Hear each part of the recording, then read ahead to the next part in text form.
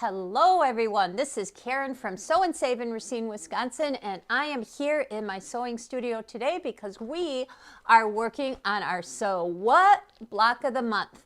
Every month we meet on the third Monday of every month, and this is Bailey. She's my assistant today, always helping out. So we meet on the third Monday of every month at Sew and Save, and we work on our blocks. And this month we're working on block number 3, which is on page number 9 of your Quilters Build a Quilt workbook by Deb Heatherly. So we've been going through this and we're on block number 3. And let me show you and Bailey what we're going to be using this month. This month we're going to use our kitty corner ruler and our ultimate flying geese ruler. So get those out and get them ready to go because we need those this month. So this is what our block looks like. We're going to put our kitty corner ruler or kitty corner blocks in the center of our big block this month. And then we're going to do flying geese, and we're going to make all 4 of those at the same time using our ultimate flying geese ruler. So to cut, let's go through and talk about what you're going to cut. So in your picture, you're going to have your background, and you're going to start out with 4 rectangles. These 4 rectangles are going to be used in your kitty corner blocks. Then you're going to need 4 small squares. Those are going to also be used in the center of your block. Then you'll have 4 larger squares, and these are used in the 4 corners. And then finally, 1 great big background square, which is used to make your flying geese. All right. Then you're going to go on and cut your pink fabric, and my pink fabric is this dark blue, and I'm going to cut 4 large squares, which are going to be used in the flying geese blocks. And then the yellow, I'm going to cut 4 smaller squares, and they're going to be used in the kitty corner blocks. And then finally, I fussy cut my center, so I'd have a flower right in the center of my big block this month. Get all of these cut, and we will see you back here in just a minute with your kitty corner ruler and the fabrics to make your kitty corner block. See you soon. This month, the first step in making your block is to make your kitty corner squares. So let's start with that. We're going to start with your yellow fabric squares, and you should have 4 of them. You're going to fold them in half diagonally like this and press them. So I have all of these folded and pressed. You're going to also use your background square, or they're actually rectangles, and there's going to be 4 of those as well. But we're going to set those aside for just a minute. First thing you're going to do is make your little kite pieces. So using step 1 on your ruler, you're going to line up the diagonal dotted line on the fold of your folded square. Make sure that the point of this ruler lines up with the point on your folded square. And then I kind of lay these out right in front of me. I cut one, lift it down, lift it, put it down, lift it, put it down. This is going to be scrap. Now I'm going to lift it up, set it back down on the next one, lining up the dotted line with my fold, making sure my point of my ruler and the point of my fabric line up, and I cut all 4 of these. Once we do that, we're going to set these aside. I want to make sure I get the line just right. So I think you're realizing that the more accurately you line up your dotted line on your fold, and the more accurately you have that point matching up with the point of your rectangle, the better your block is going to look at in the end. So I'm going to pop these over. These little deals are scrap, and I'm going to hang on to those kites for my next step. Now I'm going to take my 4 rectangles, and I'm going to lay them with right sides together. And this little set, right sides together. We're making 4 of these kitty corner blocks this time. Now I'm going to turn my ruler to step 2. I'm going to lay the dog-eared corner of this ruler up onto the top flat section of my block, and then I'm going to align the straight line that's on here with the left side of my block. So I have that lined up there, that lined up right along the left side of my fabric square, and I'm going to trim. Lift it up, lay it back down. The top dog-eared part is lined up at the top of my fabric rectangle, and the straight line is lined up with the left side of my rectangle. And oops, I'm not holding this right, so it moved a little bit. We're going to be just fine. Even though I have a little glitch here, you're going to see that I have just a little kink in this. As you well know, we are going to trim these down, so that is going to be just fine when we're all done. Even though I have a little bit of, I have all my little triangles from step B all lined up. Now I'm going to go to step 3, and I'm going to line up my little clip corner right with the triangles that I made, and I'm going to make these little dog ears. These are super important when you're sewing everything together, so don't skip this step. Do not skip step 3 for your little B corner blocks. Oops, did I get that one? There he goes. And one more. So I always lay them out facing the same direction, so I can simply pick up my ruler and set it down. Pick it up, set it down. So I can always see exactly the same thing on each block. So I lined up this little triangle with the edges of my blocks, and now I'm going to sew them onto my little kite pieces. So I'm going to line up the large part of my triangle with the large top part of my kite. So I can just pick each one of these up, lay it back down, right on there, line up your little dog-eared corners with the angle of your kite. They line up just perfectly. And even though I have that little glitch there, we're going to see that that's not going to make a bit of difference. We're not going to fuss about that. I'm going to sew these at 1/4 of an inch and then press my seam away from the kite. I have my little triangles sewn onto my kites, and you can see that there's a lot sticking out under here past the point of your kite. That's okay, because remember, in the end, we're going to trim it down, and we're going to want fabric of our background hanging off back here, because we want 1/4 of an inch from here to the corner when we trim our blocks down. I actually used my stiletto to help slide my fabric through as I was sewing it, because these are a little bit smaller, I think, than the ones that we did the last couple months. Now I'm going to line up the next side of my triangle onto my kite. Remember that the large part of your triangle goes to the large part of your kite. And here again, you're going to see a little crossover there. That's going to be just fine in the end, because we're going to trim everything up. I grabbed my design board, because every time I pick these up, then I have to line them up again. So now I can pick this up after I show you and just go right over and sew them.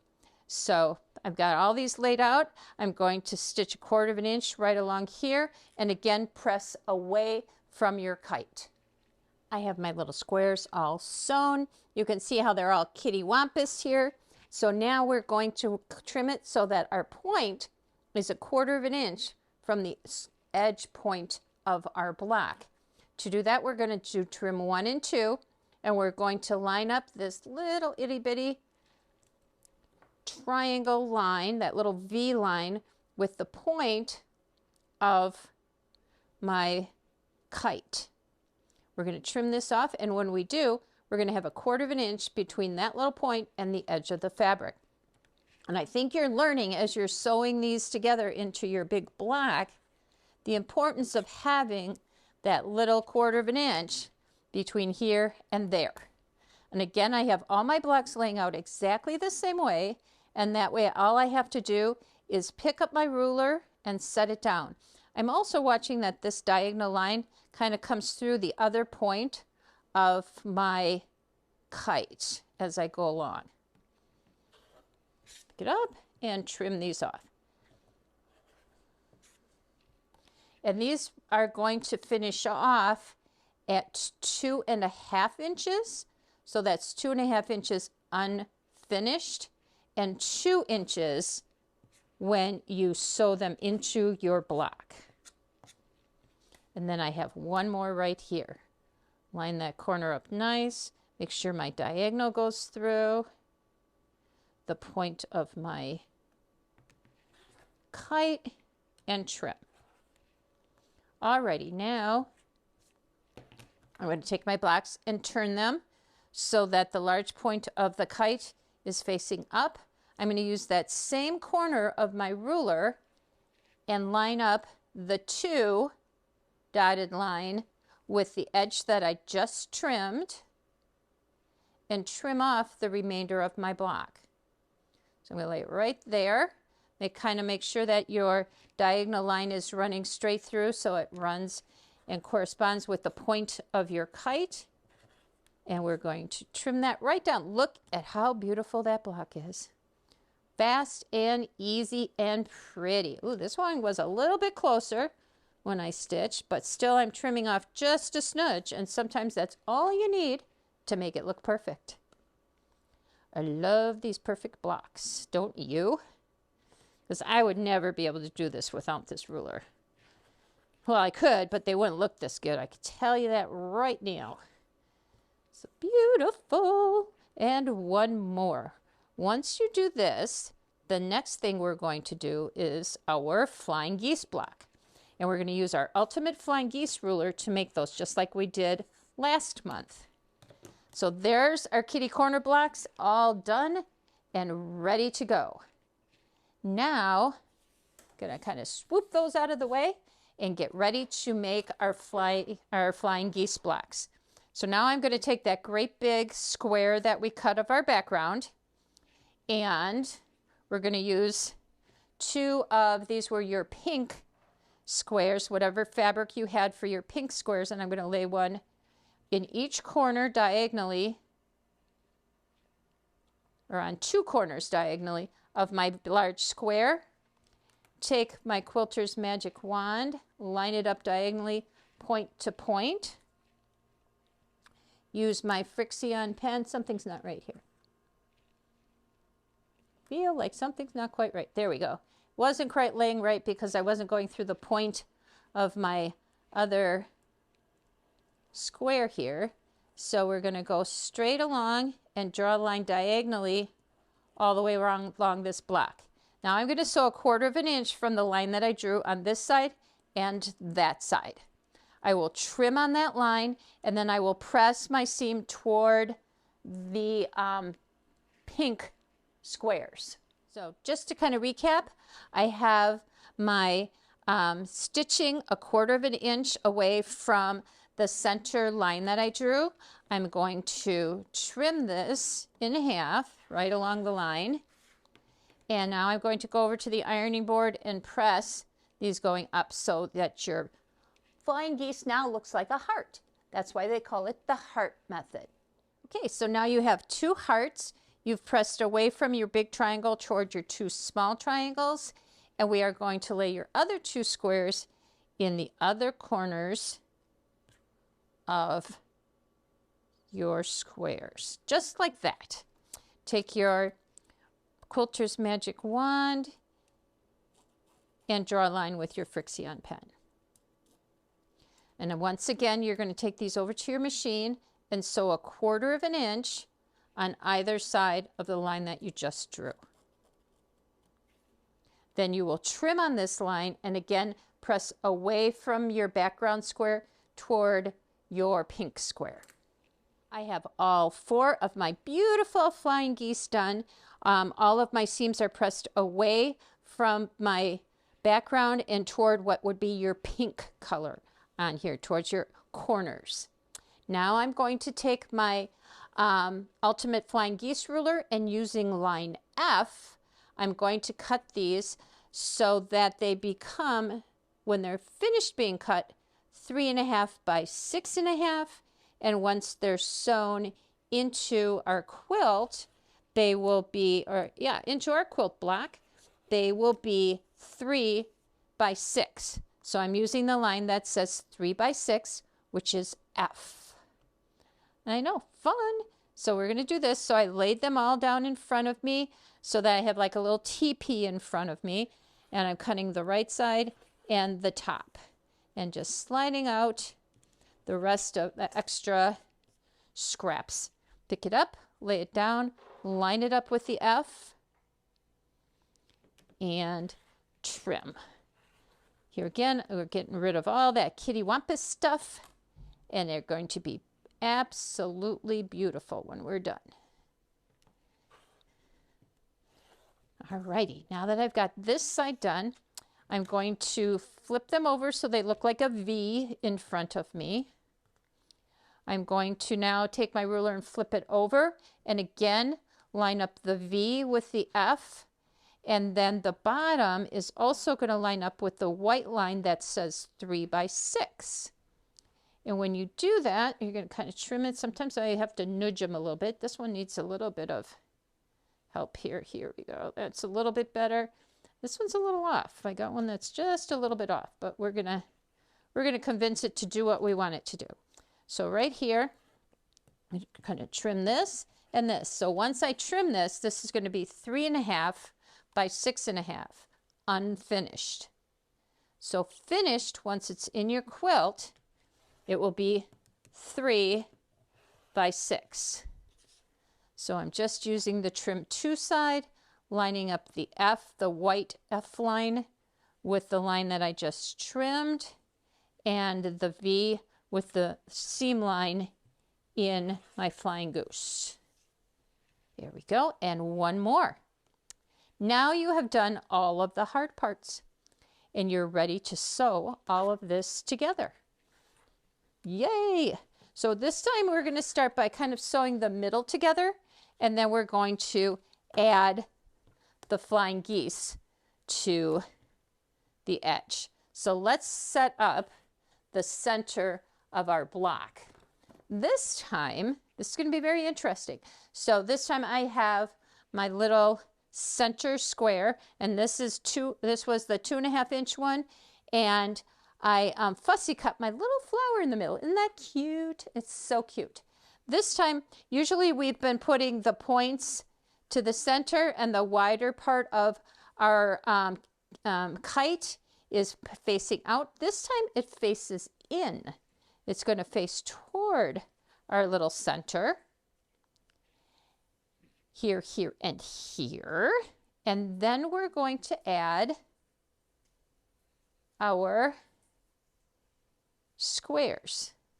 So what I'm going to do is start out by, let me line these up on here. So this is how it's going to look. So I'm going to start out by sewing the bottom row together, the middle row, and the top row. The center is going to be pressed out away from the center. These will be pressed in toward the center. And then we're going to press these at the end. It doesn't matter where you press these. You can press them. I would probably press them going in toward the center. Here is my beautiful center block. Now we are going to add our flying geese on each center right around it.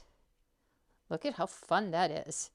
And then a background square on each corner.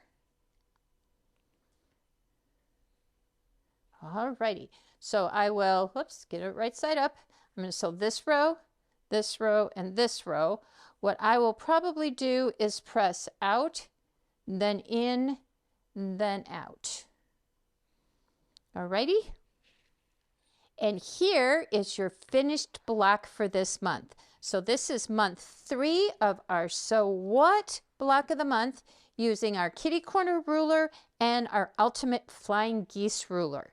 I hope you can join us next month when we do block 4, and I think next month we're even going to do a bonus block. So join us on the third Monday of every month for a new video on how to do these blocks. See you next time.